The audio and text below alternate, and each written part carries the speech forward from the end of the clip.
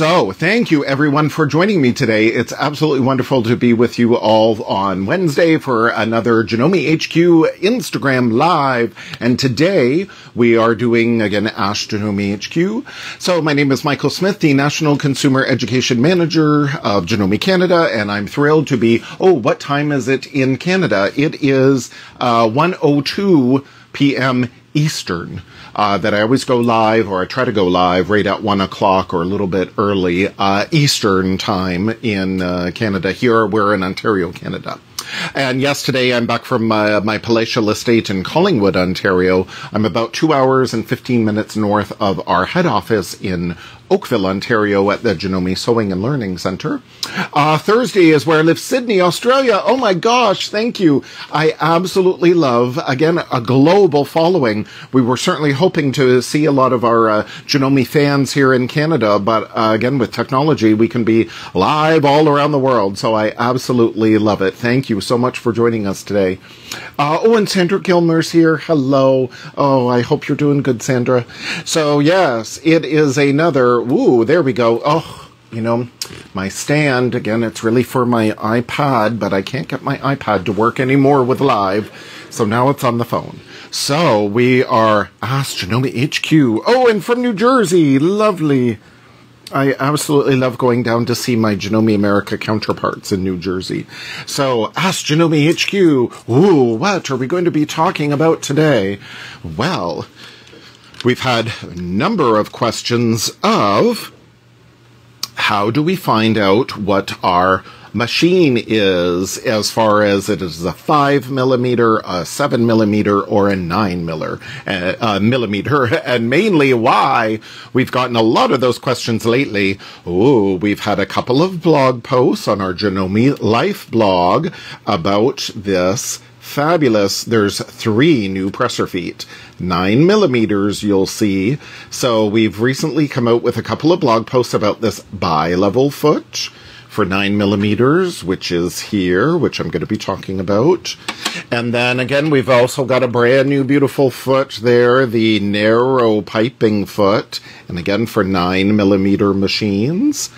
And then you'll be looking forward to more blog posts on Janome Life blog all about these fabulous feet, as well. I will be demoing them in upcoming presentations. And then, yes, also brand new lapped seam foot for 9mm, and again, look forward to more demos of these. But also our friends at Sew for Home have these feet as well, and they did a wonderful article recently all about this narrow piping foot. So you can also find more information about all of these new 9mm presser feet, but as well as all Janome presser feet in general at sewforhome.com. Anything for 7mm, not brand new yet. Now, I'm not sure, Janome in their infinite wisdom, maybe some of these brand new feet will be available for 7mm. I'm not sure. But so far, they're all just for 9mm. So whether or not they will be in 7mm, that I don't know. But again, Janome always likes to surprise us. Oh, Julian's here. Hello, hello. Thank you. So how do we discover, is our machine 9mm? Well, mainly we're talking about the opening of our zigzag needle plate here. So even if you measure with and we're going to be measuring in metric. I do have a cute little sewing gauge, but it's down at the office right now. So here, any old tape measure, so long as it's got, metric here for millimeters, then yes, it's technically, this needle plate here is technically about 10mm, just a little bit beyond, but, we need to accommodate the needle on either side of the needle plate. So it's technically a little bit wider here than 9mm, but again, we need to allow for the needle to go on either side. So this is a 9mm needle plate. You can also, again, measure, and yours might be, again, 7mm or 5mm. Now, your instruction manual will also let you know what's the maximum stitch length. It's usually about 5mm, and what's the maximum stitch width of your machine, so you can check that out that way too. Or hopefully you can see with this white thread, Then here is a zigzag. You know, in your machine, regardless of what machine you have, try to adjust your machine to make the widest zigzag, or in this case, I selected a stitch on my Continental M17, it's stitch number 27 in my utility category, that you select whatever is your widest stitch. Or again, in many of our 9mm machines, we also have the variable zigzag, so then that's 9mm. So again, if you want to determine the millimeter width of your machine, you can stitch out the widest zigzag or stitch out the widest decorative stitch you can, and then again measure that. And in this case, yes, from this straight line to that straight line is 9mm. So that's another way you can determine the width of your stitch. And your needle plate. So yes, these brand new presser feet are, yes, for 9mm machines. And this bi-level foot that it says BL is very cool because we've got one side, you see there are two different levels by level. So this level here to the right is lower. This level here to the left is a little bit higher. And there are some very convenient markings on this foot. Ooh, that there we have one really close. That's like a 1/16th of an inch away.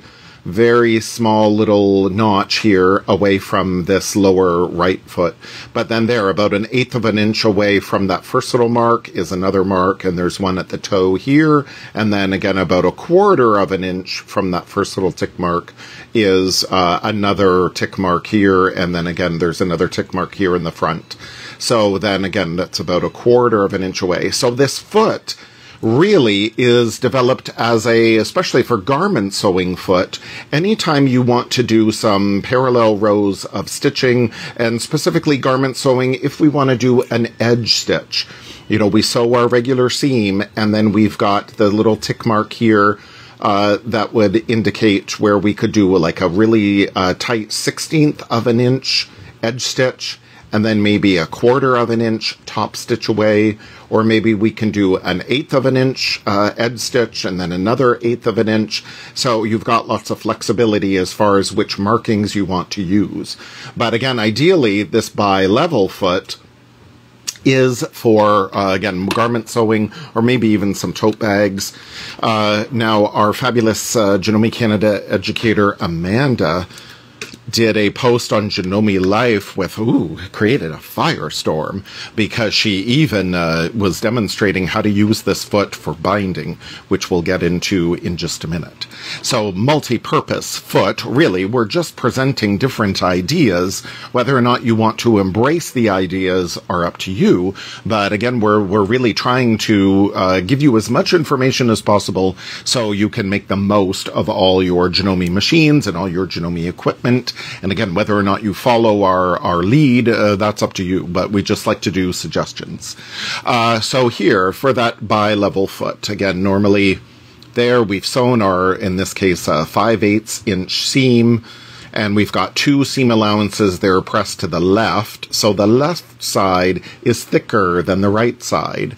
So then this little level here, the right side of the foot, is going to go down right along that edge of that seam allowance there. So it's a nice even guide to do. Again, in this case, that stitching is about 1/16th of an inch from the edge of my seam. And then again, I did 1/4 of an inch following that second little tick mark here on the foot. I did a 1/4 of an inch away. So again, edge stitching and top stitching. So that's ideally what this foot is for. And again, how nice, beautiful, even rows. This is a nice thick, like wool, perfect, you know, for garments and even, you know, some tote bags. And then again, your seam allowances are all stitched down into place. Nothing is flipped.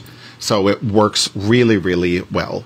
So typically, again, when you're going to be using your bi-level foot, first you're going to be sewing with a regular seam with a regular foot, and most of the time we're going to be using our A foot here. Now again, this is some thick wool, so I wanted to remind you all, as we're about to start sewing, Let's not forget, I'm going to line up here on my patented needle plate that 5/8 of an inch mark. And then when we drop our presser foot here, ooh, maybe you'll be able to see the foot is there at an angle. But let's not forget, when we're dealing with thicker fabrics, most of our Janome machines, many of them, have this little black button on the back. And that little black button goes into, do you see there's a little notch here at the back of the foot? So this is where the foot snaps on, like this, and then there, that little black button, see there's a bar that when the foot is level, then we can slide that, push that black button and slide that bar in, and that locks this foot level. We definitely want to keep the presser foot level in order to feed those thicker layers more evenly. So when people say, oh, you know, it's not feeding that great, I've really got to struggle, or again, maybe you get all those tiny little stitches because your machine is not feeding the fabric properly. So by keeping the presser foot level, using that, again, little black button there, that will definitely help. So in this case, yes, I'm going to raise my foot, and then when you engage this black button there, and then yes, my foot is now locked. So when I drop it down, you know, it's always hard having a camera right in front of you when you're trying to sew. Yeah, so then now I'm going to, drop my foot, and then there, that keeps my presser foot nice and level. Now, also when we're sewing through thicker layers here, again, our default stitch length is about 2.4, but when stitching through thicker layers, I like to increase my stitch length. So here on the Continental M17, we do have a touchscreen, but, you know, we can also use a stylist as well, that comes included, or we do have these very convenient little knobs here, so we can increase our stitch length this way. And whatever happens on this LCD screen also happens on our right LCD screen here, so we can use whichever we wish. So now I'm going to do my regular seam here. And again, I slightly lengthened my stitch to accommodate for those extra thicknesses, and we'll just trim that off. So we do our regular seam there, so that's beautiful. And then in this case, we're going to open it up and we're going to press the seams here to the left. Now quickly snap this off and snap this on. Now, anytime, again, this foot is slightly angled, so sometimes if your presser foot doesn't snap on right away, just use your thumbs to angle it up a little bit, and it just snapped in place, no problem. So, let me get this out of the way. So then here we go. When we're going to, again, top stitch, I've got my seam allowances folded here to the left. And then again, this side of the foot on the right side is lower.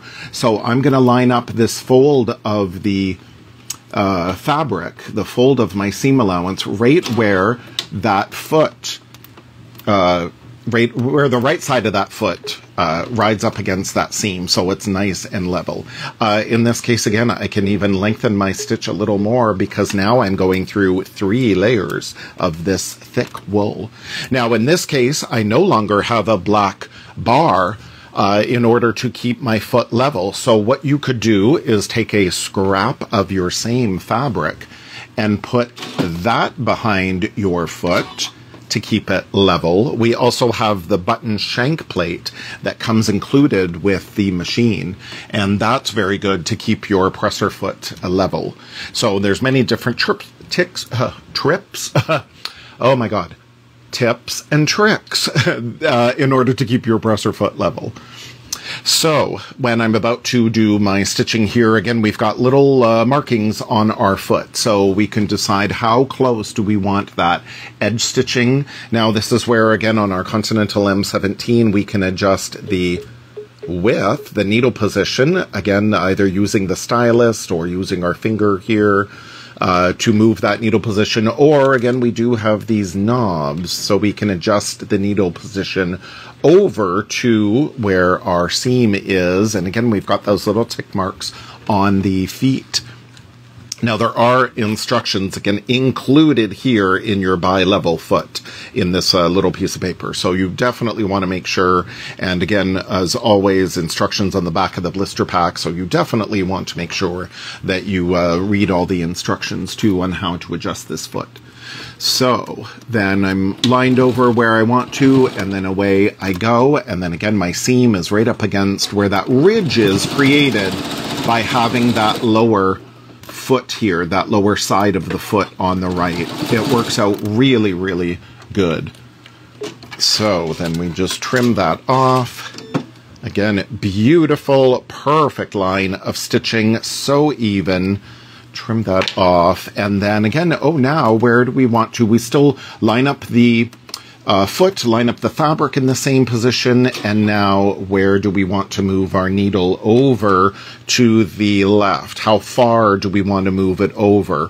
We could move it over about 1/8 of an inch away. Again, there's a little tick mark on the foot. Oh, we can use this very convenient thumb wheel here on the CM17. I am using this thumb wheel more than I ever thought I would. It's great just to hover your needle over. You can lower the needle and see exactly where it's going to line up without having to press the needle up-down button. If you press needle up-down, or down-up, it's going to sink the needle in the fabric all the way. In this case, you just want it to hover. You're just trying to line up your fabric and make sure, the stitching is going to be the distance you'd like it. So using this thumb wheel, you can just kind of hover the needle over the fabric without having to reach all the way over to the right. We've got a 13.5-inch throat space here, so that's a long way to reach. So this thumb wheel is great to use, again, to position your needle. In this case, I'm going to raise it up because, oh yes, I'll go all the way over to make it nice and wide. And as soon as you've gone over as far as you can, again, you hear a little noise on the machine telling you, hey, you can't do that. So again, we want to make sure that, oh yes, here we go. And there, again, I'm lining up my seam with that little ridge created by having that right side of the foot lower. So it works out really well. Again, trim that off. Again, 2 perfect lines of stitching. And then there on the back side, again, and especially with this wool, oh, it just buries right in there. If I were sewing in black, again, you'd never really see it. But again, how beautiful that is. And again, you'll see my top stitching is like or my edge stitching is right on the seam line that I originally sewed, my 2 pieces together. That edge stitching is perfectly along that line that I already created. And that's, again, created because of the edge of this bi-level foot. It works out really well. So that's the intended purpose behind this foot. Oh, and Amanda is here. Yay! Amanda, this whole presentation is for you because, yes, Amanda, our fabulous Janome Canada educator, thinks a lot like I do. Okay, yes, we want to follow the instructions, but what else can we do? Again, we all spend good money on all of this machinery and all of these tools and all these presser feet, and we want to get more out of them. So Amanda thought it would be a cool idea to experiment. How about we bind our quilts with this? Again, this foot is not intended as a binder foot, but hey, we've got it. Why don't we experiment with it? So Amanda then stitched the binding on, as usual, where we sew it on. In this case, we're sewing our binding this way. So we're sewing our binding traditional French fold. We've got our binding folded in half. We're sewing on, and then again, we're going to flip it to the back side, flip it to the back side. Now, most of the time we will hand sew this, but then again, hey, why not do it by machine to save some time? And how about using this foot because of, again, those extra levels that will keep your seam more in line. So in order to use this foot to take advantage of that bi-level foot, then yes, you have to invert your binding the other way. Normally we're sewing this way and we'd be trying to stitch in the ditch, or would be trying to sew 1/8 of a way, 1/16 of an inch away.